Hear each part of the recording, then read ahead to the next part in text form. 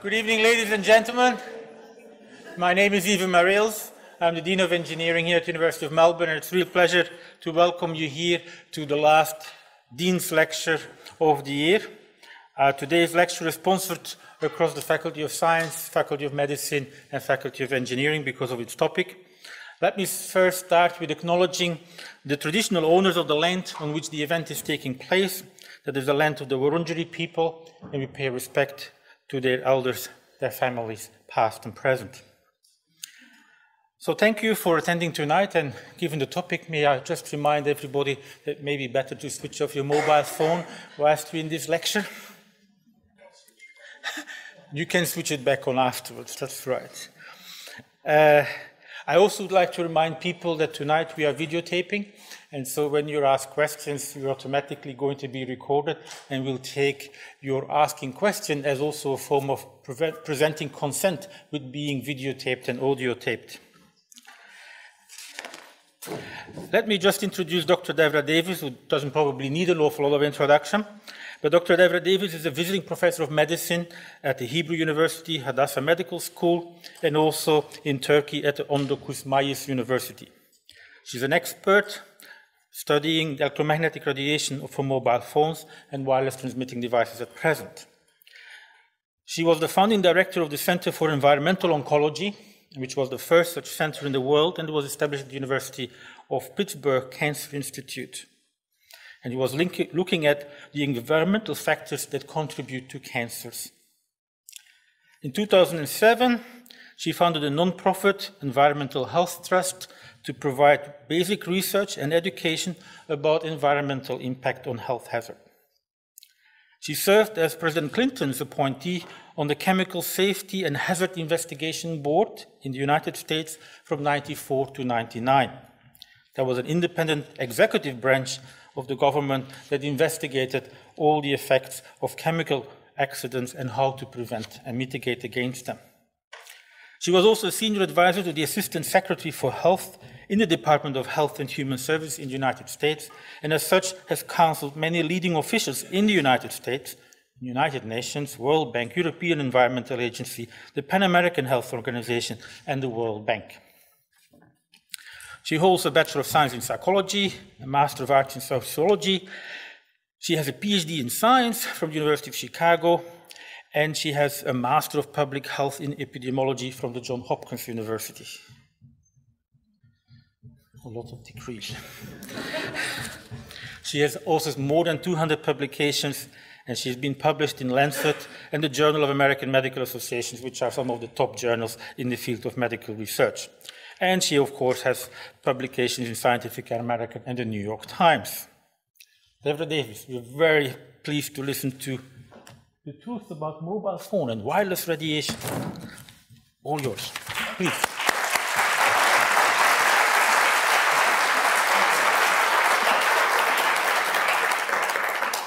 Thank you very much, Dean Marils. I'm honored to be here. It's a privilege to see so many of you.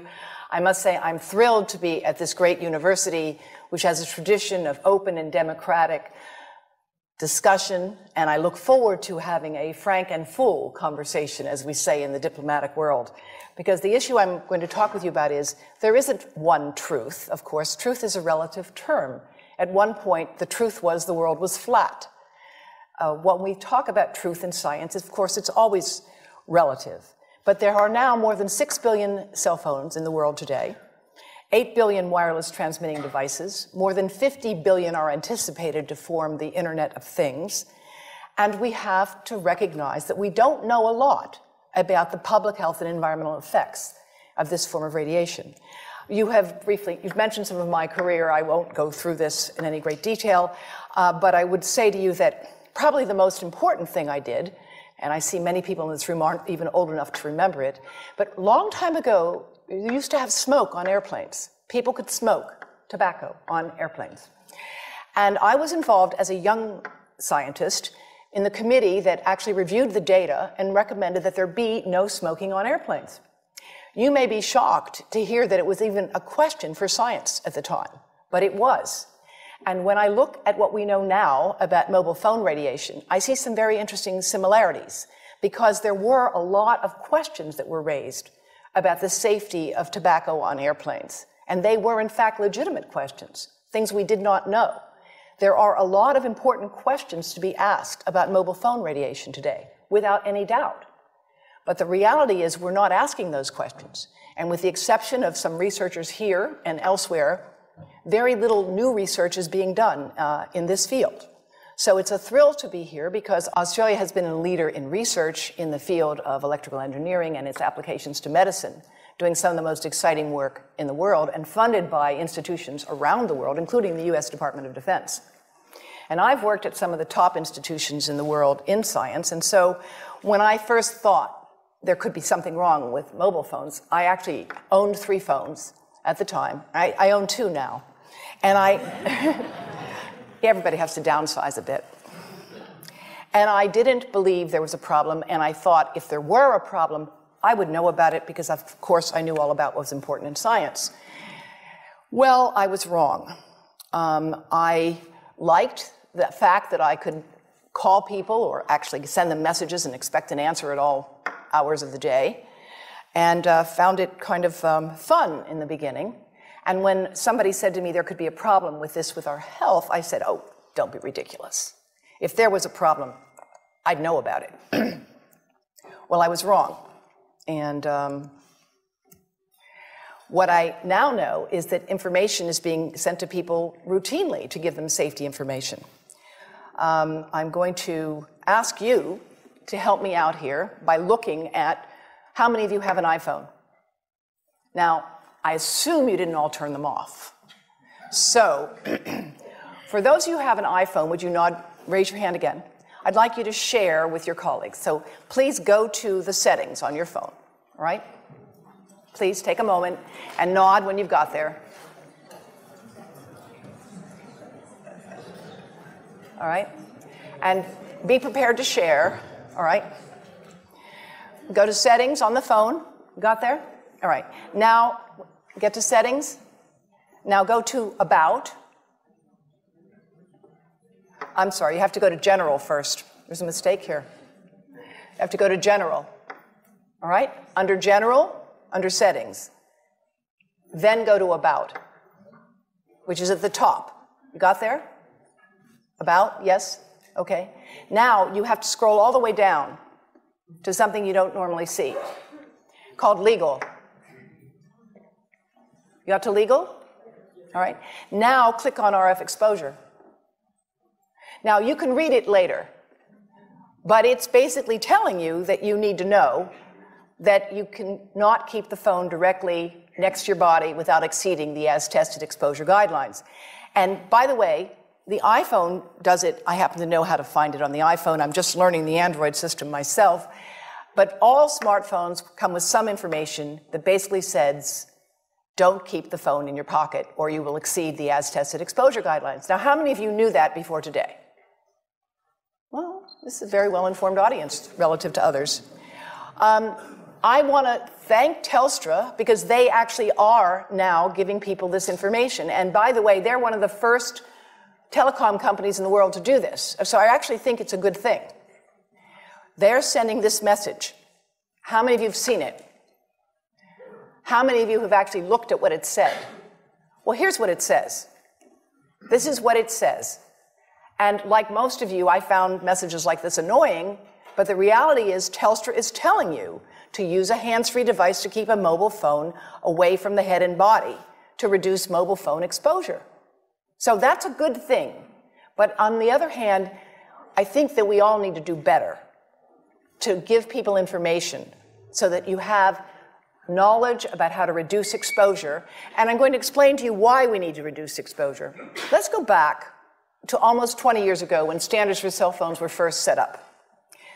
At that time, it was believed that the only thing you had to worry about was avoiding heat. That was the only effect you had to be concerned about. And so they employed the head of a very large person, a 220-pound male, who was at the top 98th percentile of military recruits in 1989 in the United States. And they set the standards to avoid heating up that fellow's brain after a 6-minute phone call. Now, there's probably 1 or 2 people in this room with a head that size. But the rest of you, like most of the world, have much smaller heads and relatively smaller bodies. And this standard, which is very much out of date, doesn't take into account the fact that people the size of these two bright young people here in the front row are using these devices today with no thought that maybe they're getting exposed to levels of radiation that have not been evaluated for their safety in young developing brains. Now, the electromagnetic spectrum, this is information from ARPANSA, actually goes all the way from the invisible to the visible, ionizing radiation, gamma rays, X-rays over here, and light here. This is from ARPANSA. You will see here they say FM radio, microwave oven, radiant heat. Of course, microwave oven actually happens to be of the same frequency as the cell phone, the mobile phone. The mobile phone and the microwave oven use a very similar frequency. The difference between them is power. The power of the microwave oven is 1,000 watts. And of course, that's power that can heat up a cup of water in maybe 60 seconds. The microwave oven, the mobile phone, the cordless phone, the Wi-Fi monitor, the baby monitor, they all use the same frequency. They differ in power. They also differ because mobile phones and Wi-Fi devices emit pulsed microwave radiation. It's the pulse, not the power, that appears to be biologically most important. The pulse that is erratic and irregular, like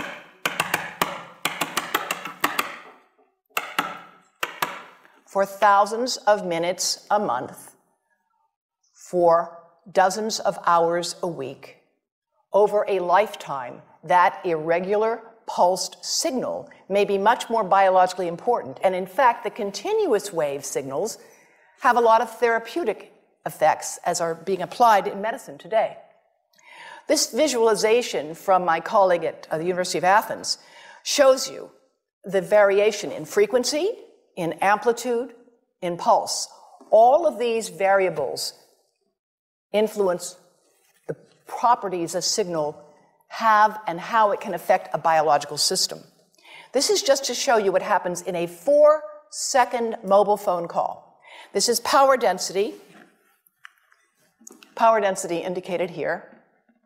And of course, a phone is on standby, it's not doing too much, but 900 times a minute, it's looking for a signal. It says to the tower, where are you? Here I am. Where are you? Here I am. It's smart. That's how it's supposed to do. Now, when the phone rings, the worst time for you to put a phone right next to your head is when you answer it and say hello, because it's smart and it goes to max power. They're programmed to do that. Max power. Now, it's going to go to max power. You're going to listen, and then it will go up and down and up and down. And again, it's that variation. It's the delta. It's the cumulative integrative dose under the curve over a lifetime of exposure that looks to be biologically important. Now, exposure is a kind of funny thing. There's a rather widely distributed paper by Ken Foster and C.K. Cho that said that the exposure of an adult and the exposure of a child is identical, and therefore there's no real difference in how the radiation might be affecting them. Well, let me explain something by showing off my daughter and my granddaughter. My granddaughter is a very light-skinned, red-haired, blue-eyed child. Her skin is very sensitive. My daughter is darker-haired like I am. If they have sunscreen on, they still will get a different dose of ultraviolet light, even though they have the same exposure. Because the exposure may be uniform, but the amount they will absorb differs because the properties of the skin, the property of the eye, the thinness of the skin, and a number of other variables. And those same things are relevant when it comes to thinking about cell phone radiation. Now, way back in the dark ages, when the standards were developed, two-dimensional modeling showed that children and smaller adults might absorb more radiation than larger adults. And this was scalar modeling that has now been superseded, done by Om Gandhi in 1996. Interestingly, and this is why I'm really delighted to be here, Dean. When he did this work in 1996, he was working with support from Motorola and the Department of Defense. And after he published this, he lost all his funding. That's why I'm really happy when you told me that Australia is not America.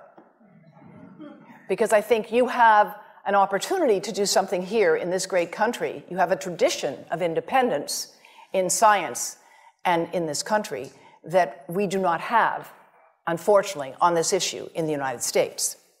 So Professor Gandhi, with whom I'm collaborating now, updated his work in 2002, here showing you that a smaller adult head here, you see the amount of exposure is quite similar, but because the head is smaller, it will absorb proportionally more.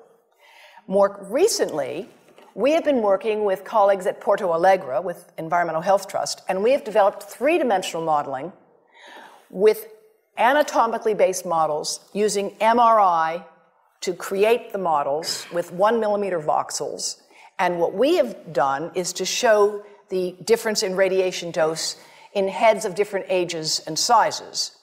And I'll just show you one example here, coming from our colleagues at the Swiss National Institute of Technology, the ITIS, which have produced some of the most brilliant work in the world in this field. And they have shown here, of course, that there is going to be greater exposure, absorption into a younger head versus an older head. This is another item from their website of target tissue dose for the infant with using a system called the virtual family. Is there anyone here who's worked on the virtual family? Right. It's a really powerful and very sophisticated system that is used today to set standards for medical devices and surgical procedures, but it's not used for mobile phone standards. I find that odd. And I want to show you an example of some of the work that we are doing now that I'm releasing here for the first time. And this is a modeled microwave radiation dose of a 6-year-old with greater levels to the frontal and temporal lobes, eyes and cheek. And watch this here. Now, yellow, white, and red are the hottest, all right? And if you look carefully, you will see it's going into the eye, the nose. Do it again, just so you'll get to see it.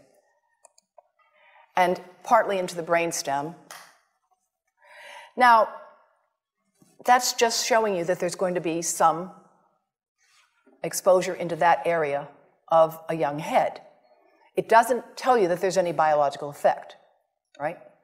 Now, the next slide is going to show you something that might be of interest to students and faculty here.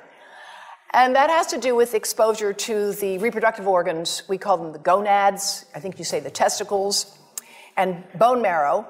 And look here at the radiation as it gets into the groin area. And that's just from having a mobile phone modeled into the pocket. And this, again, is based on normalized SAR with I think we had a dipole antenna. And there are many different variables you can alter in coming up with this kind of simulation, right? The number of antenna, whether it's GSM, CDMA, whether it's simultaneously operating only one antenna or more than one. But we believe that this is the kind of work that needs to be done and that this institution might be in a position to do it. And my colleagues from Brazil would be happy to share with you the modeling that we have done to date to generate this. But based on this work and other studies that have been done around the world, the United States magazine Consumer Reports recently recommended that nobody keep a phone in their pocket. Nobody. And in fact, if phones were tested in pockets, they would exceed the as-tested exposure guidelines, which is why Telstra has recently issued that advice. Now, when it comes to pregnancy, we're working with Yale University and more than 100 physicians and experts in the United States and around the world who are specialists in pregnancy. And we have been modeling exposure to the head at the end of pregnancy. And at the end of pregnancy, when of course the head, as any woman here knows, is right at the surface, if you're lucky it's at the surface and it's not facing the spine, then you can get the greatest exposure because of course the skin is completely permeable to this radiation exposure. And that's why we've developed the Baby Safe project with colleagues at Yale to advise pregnant women to protect their abdomens from mobile phone radiation, as well as from iPads, which I should add, iPads and other devices are called tablets because they belong on tables. They are tested 20 centimeters away from that big guy that I showed you before. 20 centimeters away. They are not approved to be held in the laps of little children, although millions of kids are having them now in schools because the people involved in educational technology and those involved in public health research are not talking to one another. Because if they were, they would understand that you're giving children a two-way microwave radiating device, and if you must give them such a device for learning purposes, put it on airplane mode so that it's not sending and receiving signals as it does otherwise. Now, this is some new modeling, again, that we've developed with colleagues in Brazil, and we can share with you how we've done it. We first start out with the MRI and create the model with 1 millimeter voxels, and this is quite a bit of work goes into creating this, and here is what it looks like after a period of 6 minutes. That's really not as bad as it might look because you see the red area only gets partway through the eye of the adult, right? The one that we're really concerned about is this one with the young child. And this is a 3-year-old brain that we modeled. And you see that by the end of that 6-minute call, the peak radiation, yellow and red, is getting all the way into almost both eyes. And again, this is one call, and it's not going to kill anybody. It may not cause any biological effect whatsoever for 1 call or 2 calls or 3 calls. But the question is, what's the cumulative impact of this kind of exposure? How do we evaluate it? How do we study it? The problem we face is that right now, we're in the midst of an experiment on my grandchildren and your children, and we don't have anybody to compare them with. We don't have a control group in science. When you are given a drug, it's usually been studied where some people get the drug and some people don't get the drug, and they're called the controls. And then you see whether or not those who got the drug are healthier than those who did not. And when you get results, you can conclude, if there is a difference between the exposed and the control group, that your drug has worked. Well, when it comes to mobile phone radiation, we've lost our ability to have a true control group. Even now with young children, more than half of young children today have access to these devices. And I read this morning in The Age that something like 13% of children age 2 can order their own apps. I mean, I find it hard to imagine how a parent would give a child age 2 a device which was allowing them to order their own app. So, where are we with respect to research on infants, toddlers, and young children and pregnancy? Well, there's almost no research underway, which again is why I'm delighted to be here to talk with you about what could be developed. Believe it or not, this is the iPotty. Now, this is not a joke. I have actually talked to grandmothers, I'm one of them. My grandchildren did not have an iPotty, I promise you. Their father sometimes acts like he did. A lot of people today take devices into the bathroom all the time, but there are actually young children who will not go to the potty without their iPad. Does anybody know anybody like that? Any kids? Yes. Is that amazing? And nobody's even thinking about this as what it might mean for radiation exposure. And Parent Magazine called the iPad the best babysitter. I mean, if you need an iPad for a babysitter, you need to rethink having children. I understand giving cranky children something to distract them on a long car trip. But please put it on airplane mode.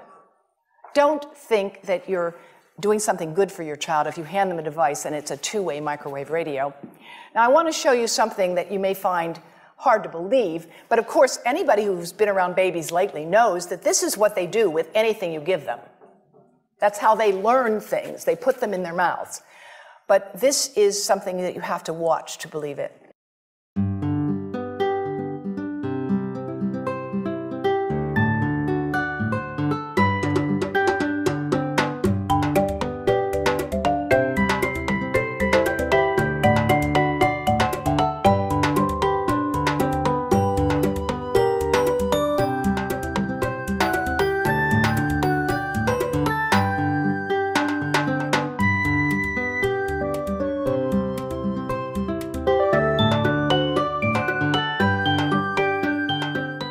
NATO may be familiar to some of you, and NATO for years has supported research on radar. Radar, of course, gave birth to the microwave oven. How many of you know that? Okay, the first microwave oven was called a radar range. The guys figured out that they could cook things with radar, and they thought it was pretty cool. They actually discovered it because when guys would be standing on the deck and it was cold at night, they would warm themselves in front of the radar, and if they had chocolate in their pocket, it would melt. So that's how they decided to figure out what would happen if you beamed radar at things like hot dogs and corn, and soon enough that gave birth to the radar range. But women didn't like the idea of cooking with radar. Guys thought it was pretty cool. So they rekindled the name to microwave. It sounded dainty and more palatable. And nowadays a microwave oven is a staple around the world. Experimental studies have been supported by NATO on radar for years, and one of the laboratories they've supported is that of Professor Nesrin Sahan and her colleagues. And the Environmental Health Trust convened an international conference with her laboratory partners and the Ministry of Health of Turkey in 2011, and I want to show you briefly some of the work that developed from that laboratory. This is showing you cellular damage that occurred in animals that were prenatally exposed to mobile phone radiation that was produced by a computer simulating the mobile phone exposure under controlled conditions, right? So, because you can't really get rats to make phone calls. You've got to model the exposure. And what they did is they measured in, these are your controls that you compare things with, and these were the exposed. Prenatally exposed, just 15 minutes a day for 7 days. Not much exposure, but these are small animals, and they grow within 3 weeks, they reproduce.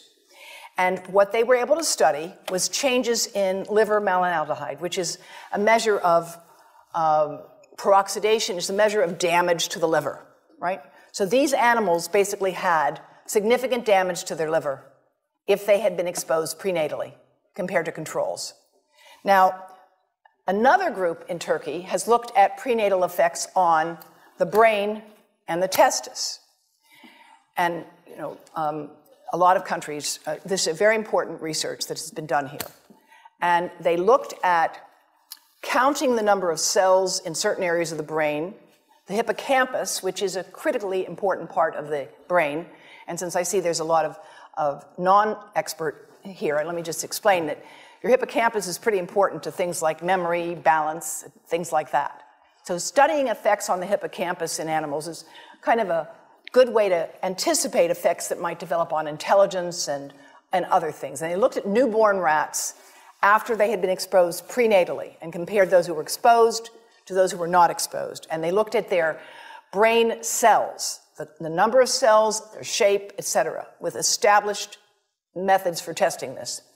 And this article was published in Brain Research, which is a relatively high-impact journal. And what they showed was that prenatally exposed newborns have basically fewer cells in the hippocampus. Here's the exposed, missing some cells, and here are the controls, which they're compared with. And you can see here that these cells are, there's more of them. Here they're more scattered. And in fact, they did another test of memory. Now, how do you test memory in an animal? You don't have them fill out the crossword puzzle. You test memory in an animal with well-established protocols of learning. You teach them to run a maze and get a food reward. And you see how long it takes them to do that. And what they did, it's a radial arm maze. They trained these animals who were starving to get a food reward, right?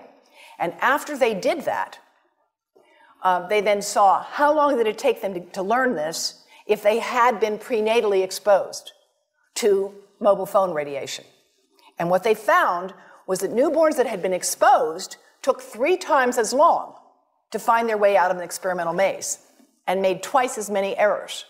And this, again, is a statistically valid method for evaluating learning. Now, closer to home, so to speak, between the brain and the testis, studies have been done here in Australia at Newcastle by a fellow who's now the pro-chancellor of the university. And these studies have been done taking sperm from healthy men.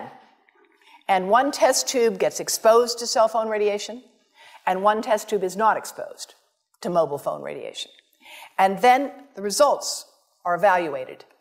And this is a measure of vitality. We measure how well the sperm swim. This is a measure of mobility, motility. This is a measure of mitochondrial DNA damage. They have 3 times as much damage on their DNA if they have been exposed to mobile phone radiation as compared to controls. And now the issue is, why does it take 500 million sperm to make just one healthy baby? It takes a lot of sperm to make a healthy baby. The answer is because sperm don't know how to ask for directions. But they are easy to study. And these research has been done in India, in the United States, at the Cleveland Clinic, and around the world. So many different studies have been done on sperm damage associated with mobile phone radiation that in the 7th edition of the textbook, Biostatistics in Medicine, Stanton Glantz concludes that the evidence linking mobile phone radiation to sperm damage is causal, meaning there clearly is a cause of damage to sperm from mobile phone radiation. Now, we have a lot of uncertainties in this field. The truth is, we have a lot of uncertainties, but not about sperm. There, the evidence has become rather strong, and it's become clear, so clear that the Indian government has issued warnings about this, that clinics that deal with reproductive problems are routinely advising young men to get those phones out of their pockets, recognizing that this is a hidden hazard to healthy reproduction.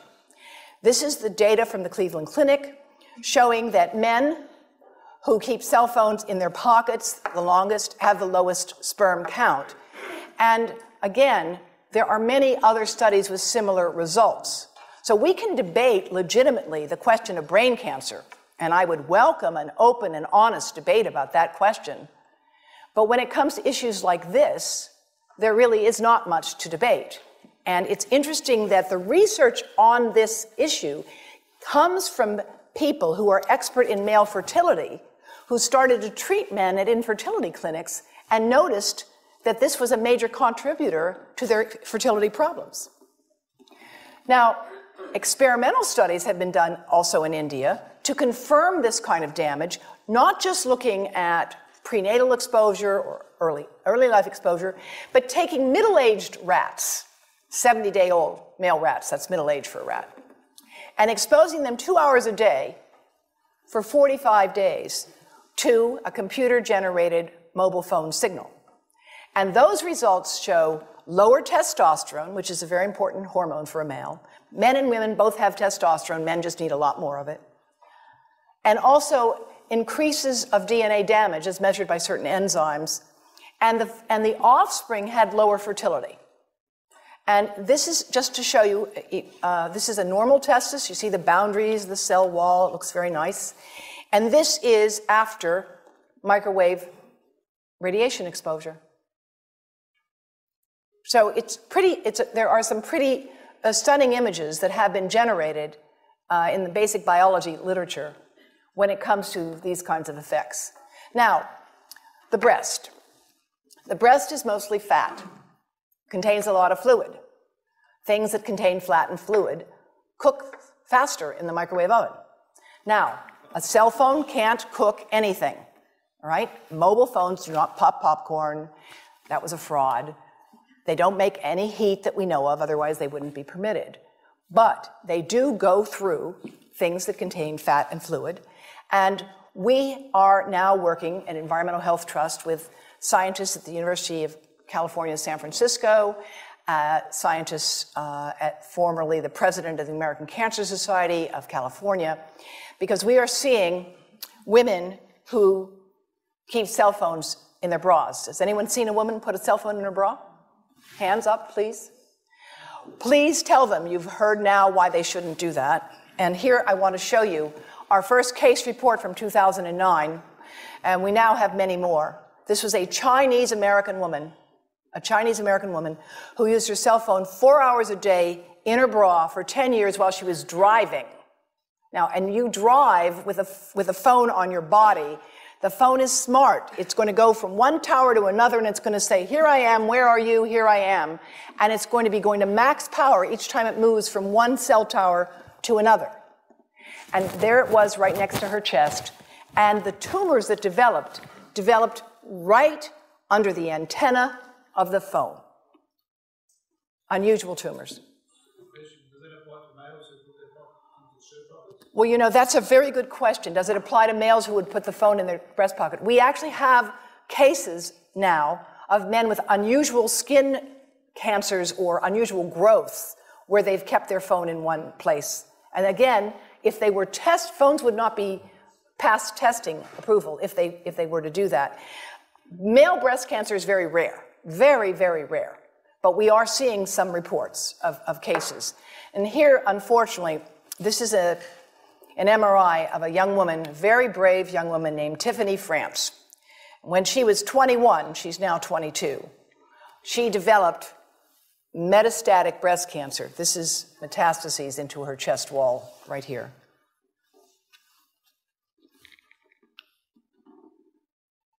And this outlined the phone. And it was subcutaneous, so it's like right under the surface of the skin. It was not deep within the breast. Most breast cancer occurs in women over 50. It occurs in the upper outer quadrant. These tumors occurred right under the antenna of the phone. And now we have 38 of them. Not a single one of them has a family history. None of them has inherited the defects that we know increase the risk of breast cancer. They have multifocal tumors. That means they have more than one tumor, and the tumors are located under the antenna, sometimes just right in the center of the chest. So we're collecting information because that's what we do in science. But we want to, in the meantime, issue precautionary advice because that's also what we do in public health when it comes to setting public policy. When it comes to further work on the prenatal impacts, my colleagues at Yale University have taken mice, exposed them to mobile phone radiation, and they have found significant effects on those mice's behavior as adults, all right? Prenatally exposed mice have hyperactivity as adults. And these are some of the data.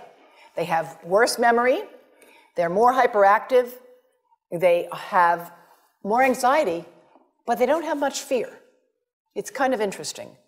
And because of that, that is why we've developed the Baby Safe Project, working with colleagues at Yale University and around the world.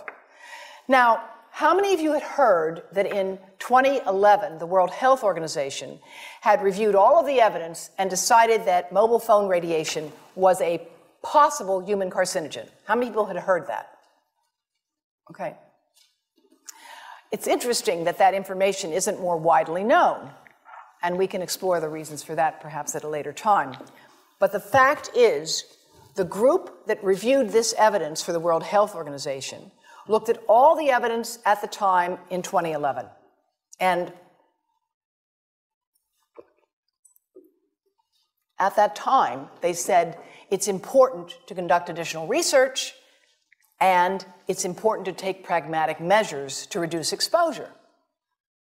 Now, that's why it's wonderful that Telstra is giving this advice, But we are not conducting additional research. And in fact, the World Health Organization itself is no longer conducting a leading study on brain cancer and mobile phones.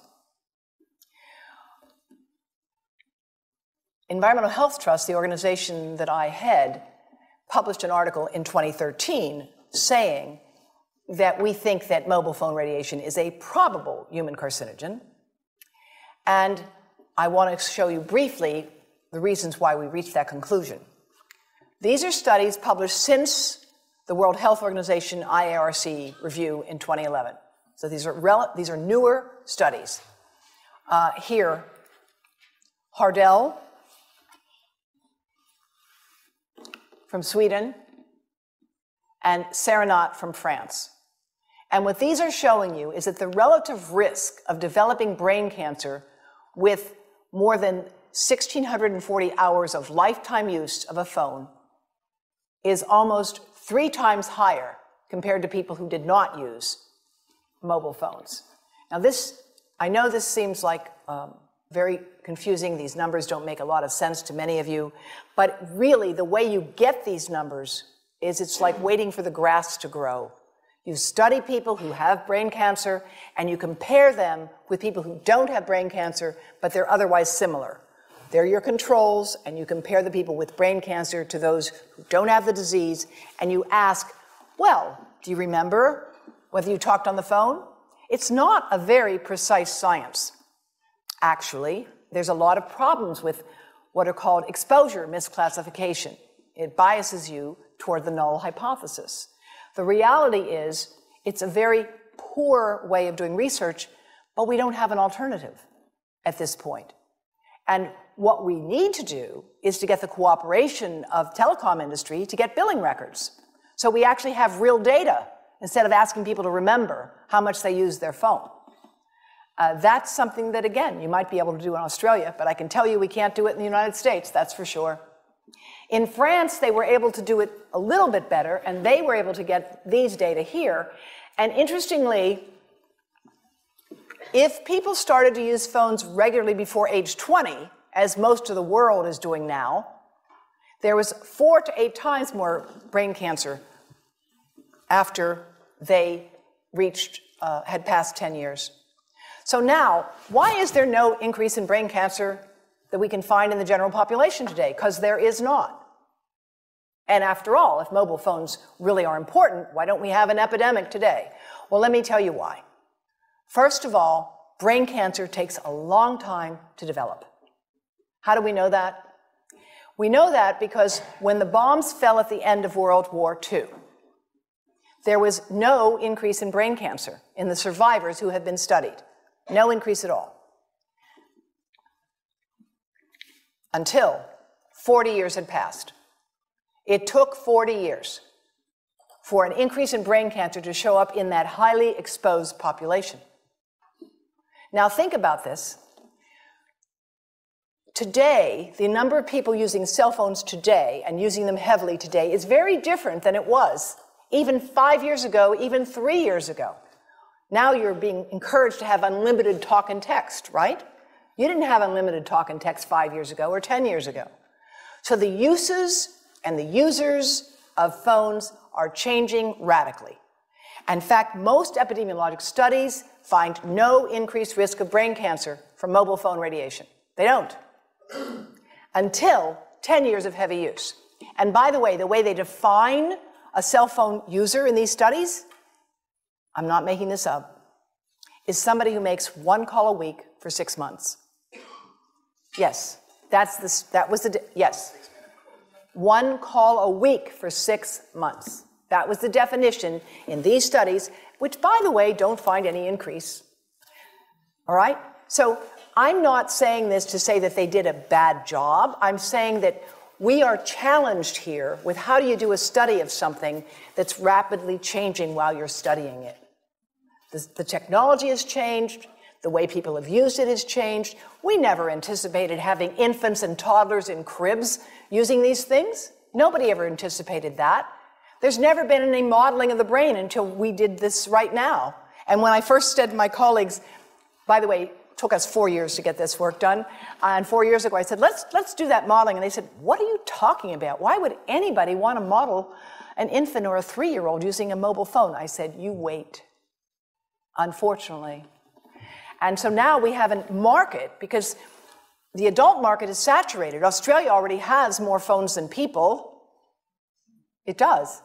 And so the market expands to the infants and toddlers. Now I want to share with you some of the work from my colleagues in India. Dr. Sharma is the Senior Deputy Director General of the Indian Council of Medical Research. And this work, Malka, I think will be of great interest to you because of the work on honeybees. We don't just have to wait for brain cancer to take 40 years to come up with answers. Honeybees have the advantage of being relatively easy to study, and there actually are established protocols for doing this. And I'm going to share with you some of these data, and they have been developed by colleagues from a number of countries. Honeybees have different characteristic dance patterns, and they have different jobs. There's the worker bees, and there's the bees that make the honey, and there's the bees that protect the queen. And I don't know all the details, but here's what I do know. If you try to study these under controlled conditions, you can take hives and put a mobile phone in some hives and a mobile phone in other hives that's not on. And what you can find is that after exposing the honeybees to an operating mobile phone, the workers don't come back to the hives. Now, this ought to be of great concern because agriculture depends on honeybees. I think you in Australia have a new business that's developed, I know it in the United States, where people drive trucks around with hives in it to fertilize crops. Have you heard of this? They drive them around because the honeybees are disappearing. Now, there are many different factors that affect honeybees. Climate is certainly one, pesticides is certainly another, but mobile phone radiation could be yet another, and we certainly need to find out if that is the case. 10 minutes of mobile phone radiation daily for 10 days, worker bees did not return to test colonies. And this would be something that could easily be replicated. So now we have to deal with the reality. There are many inconsistent results. I'm not just skimming the cream here and showing you the positive ones. There are a lot of studies that find nothing at all. Nothing. Why? Well, first of all, sometimes they study different cell cultures. So if you're looking for adult cells, they may be much more robust than if you're looking at neuronal stem cells. And that turns out to be the case. Sometimes they're using different exposures. If you're looking at continuous wave versus digital pulse signals, if you're looking at a square wave versus a sine wave. There's also another fact we have to talk about, which is yet another reason why I'm glad that Australia is not America. Sponsored research, this is to put it politely, can induce publication bias. Another way to say this is that where you stand on an issue depends on where you sit and who's bought your chair. And there's a tremendous amount of sponsored research by people who are hired to do studies to find no effect. And that's plagued this field in a number of countries, including within the government itself. So I don't know about the details here with ARPANSA, but I can tell you in the United States today, the gentleman who is directing the Federal Communications Commission, Tom Wheeler, was for 10 years the executive director of the Cell Phone Telecommunications Industry Association. And now he's in charge of regulating those devices. So it's challenging to have a neutral playing field under that circumstance. One example, the US Congress asked for a study of what needed to be done on mobile phone radiation in 1993, in 1998, in 2002, in 2012. That's how many times they've asked for that study to be done. So each time a study is done, and each time the conclusion is reached, we need more research. We need more research. Well, that's my bread and butter. Of course we need more research. But if instead of funding the research, all you're doing is calling for it, then it becomes a bit of a smokescreen. So that's part of our challenge on this issue. It's a lot easier to call for research than it is to carry it out. This research is hard to do. It's not simple. There are real complexities to this field. Unfortunately, at least in the past, industry had a very clear strategy. And in my book, Disconnect, I document and quote in the New Afterword that in 1994, when industry first became aware that there were studies suggesting that mobile phone radiation could damage brain cells of rats, a memo was written to, quote, war-game the science. War-game the science. This issue is far too important to be gamed. It's not a matter of war. It's a matter of the future health of your children and grandchildren. And that's why it's really a special honor for me to be here today to talk with you about what could be done.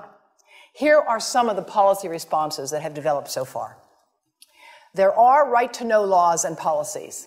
Labeling is spreading. Headsets must be provided with all phones in a number of countries, and I'll get to those in a moment. There are changes in hardware and antenna design and software, operating systems that can be developed. And there are also changes to what we demand for proof of evidentiary burden. Any lawyers here? Right. So the evidentiary burden that's being required for proof of harm is changing. Do you really want to have to prove that there's a significant increased risk of brain cancer before taking steps to reduce exposures to prevent that harm from happening? That's really the question. How much evidence do we need before taking precautionary steps? And that's what brings me back to my days at the National Academy of Sciences when we seriously looked at the evidence on passive smoke and airplane travel. We only finally took steps to act when it became clear that children of smokers were hospitalized more often. That was the evidence that we had to have. And I would suggest that at this point, we should be able to do better as a civilization. We start with, we need standardized ways to evaluate things. There is no standardized metric. That's something you could develop, at this school in particular. One of the other things that can be done, which our colleagues in India are doing, is to create cross-sectional surveys. In this room right now, you could divide this room up into people who are high, medium, and low cell phone users. There's probably nobody who doesn't have a phone or who will admit to it right now. But if you did look at people cross-sectionally and you looked at their memory and their reaction time and their reproductive health, you would learn a lot from that. And they are doing that now in India, and we'll talk some more about that in my conversations I'll have with some of the faculty later on. In the meantime, some schools are promoting wired school programs with shared banks of computers. And public educational efforts are really proceeding to let people know you shouldn't have to find that information buried inside your phone. I mean, come on. That's not fair. Parents, teachers, and health professionals should be informed, and they in turn can work with students to make sure people are using technology in as safe a way as possible. Now, here's some of the other policies that have been developed. In France, there's a ban on advertising to young children, under age 12, by the way. All cell phones have to be sold with earpieces. There has to be labeling of the specific absorption rate on phones, and there's got to be warnings. In India, they've lowered their tower limits to 1/10 that of the international standards, and they have official guidelines for cell phone use, using headsets and speakerphones.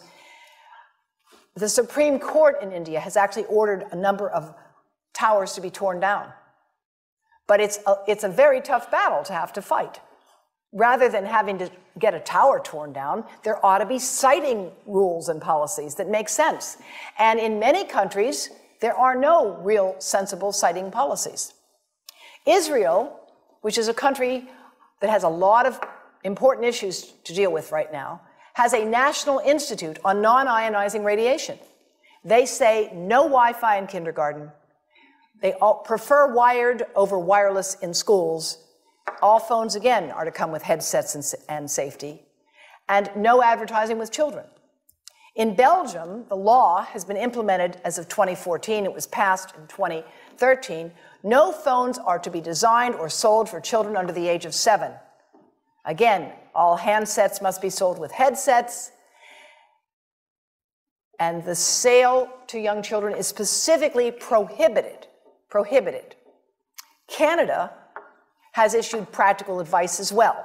And I don't go into any more details here. These slides will become available on the website for the university, and we have much more detailed information I can share with you from our website as well. The Canadian Parliamentary Health Committee has urged that there be a recognition that this is a, quote, serious public health issue. And we agree. And I testified before the Canadian Parliament on this issue, and I was pleased to see their report agree with that point. Now, in the United States, a U.S. District Court has recently ruled that even if there is a reasonable possibility that cell phone radiation is carcinogenic, the time for action in the public health and regulatory sectors is upon us. And I think that that is a very important idea that we should all be aware of. Let's not debate the kinds of evidence we have now about brain cancer. I agree, that evidence can be debated. But we have enough evidence of damage, and these other countries have taken steps now. They can't all be dismissed. Berkeley, California has unanimously passed the Cell Phone Right to Know law. It's called an ordinance, requiring notification that if you carry your phone in your pants or shirt pocket or tucked into a bra when the phone is on, you may exceed the federal guidelines for exposure to RF radiation. This is a website that has all of the fine print warnings, so far as we know them, available. Environmental Health Trust is working with others to share this information. We hope you'll share it with all of your friends and family. This is the Baby Safe project that we have underway. And now, just so you understand that this is not a question of being anti-industry, here's what industry is doing. Vodafone has to provide a report to the American government as part of their annual reporting to the Security and Exchange Commission. They must report on what are called risk factors and uncertainties. And they report that they face risks because they may have to pay people for health damages. The last sentence there, a change to this view that there's no health problem could result in a major reduction in phone usage or major litigation. That's a risk. China Mobile, in their report to the U.S. Securities and Exchange Commission, they had to say, we cannot be certain that future studies will not impute a link between electromagnetic fields and adverse health effects, and because of that, it's a potential risk as well. AT&T says unfavorable litigation could result and require us to pay significant amounts of money. Well, speaking of money, would you give 2 cents? Would you pay 2 cents a month for every device you have, for every provider, for every manufacturer, in order to support the cross-disciplinary training program that is needed in bioelectromagnetics for engineers and physicians and computer scientists? That's what's needed to identify the data gaps, the research and development needs, to monitor the populations, to see what is happening to our children today, to look at hearing and memory and sperm count. That's what I think we need. We need a major program to fund independent research and training. Because I learned this way after I went to all that schooling you mentioned at the beginning, and it's not easy stuff to do. I hold my hat off to all of you electrical engineers. It's complicated. But in the meantime, people have a right to know how you can minimize exposure. And again, I think This information is available on our website, will be available on yours. Remember, if you have to give a phone to a child, put it on airplane mode. And think about this. That microwave oven, it works because there's a metal box around a microwave signal, and the signal pings all over the place. Next time you get into an elevator or a train for any length of time, put your phone on airplane mode. Otherwise, that signal is going all over the place, magnifying and coming back. Keep the mobile phone away from you when it's on and you are asleep. Now, it takes a village to do a lot of things. These are some of the people whose materials I've used today with their permission, and I can't read this list to you, but I want you to know that I feel really honored to be working with some of the most talented people in the world on this issue, and they have given me permission to share these materials with you. And I leave you with this thought from Albert Einstein. The world is not dangerous because of those who do harm, but because of those who look at it without doing anything. So, thank you.